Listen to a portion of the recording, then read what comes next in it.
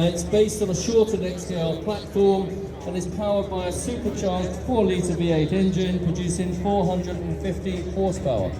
It also features push buttons on the steering wheel for sequential gear changes, a first at the time for Jaguar. And just two examples of the XK180 rubber built. This right-hand drive car and a left-hand drive example that currently resides in the United States. And it also features push buttons on the steering wheel, as you can see. And we can see really very much from the interior, it's concept car nature, I think, the way it's been presented, with that engine turning on the dashboard as well. Features of days gone by. Well, yeah, and you look at the switches as well. The row of switches at the top of the dashboard there, very redolent of the E-Type as well. Indeed. The Gepardo was subsequently fitted with a ferocious all-alloy 4.1 litre Mechachrome GP2 V8 producing 550 horsepower and capable of revving to 10,000 RPM.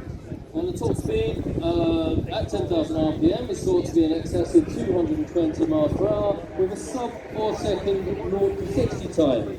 It really is an absolutely spectacular Leopard by Bitolini. They're hardly ever seen in public, and this is a stronger opportunity to look at some important piece of history. That's a brand new chapter. And you can see a bit of the sound just behind us, looking on the Montres Breguet display based on that part. So we look forward to tasting those. Indeed, we've got this 1990 Ron Lightning GT.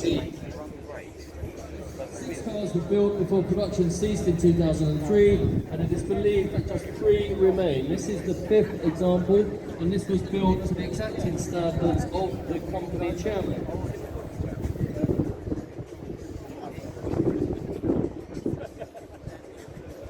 We've got a lovely bit of art on wheels here, the 1996 Mercedes-Benz F200 Imagination. And it's looking absolutely splendid in the sunshine. Unveiled at the 1996 Paris Motor Show, the Mercedes-Benz F200 Imagination aimed to showcase several of the German marque's innovations on the Ferrari Super America sometime later. It also features butterfly doors, as you can see, electro-transparent glass, video cameras in place of rear view cameras, and voice recognition, features which wouldn't become common on luxury cars for 20 years. The striking pillarless coupe body style entered production in 1998 with the C125CL series, sadly without most of the concept's forward-thinking gadgets. And this astonishing concept car is one of 2 built in the only driving example. He was like so excited.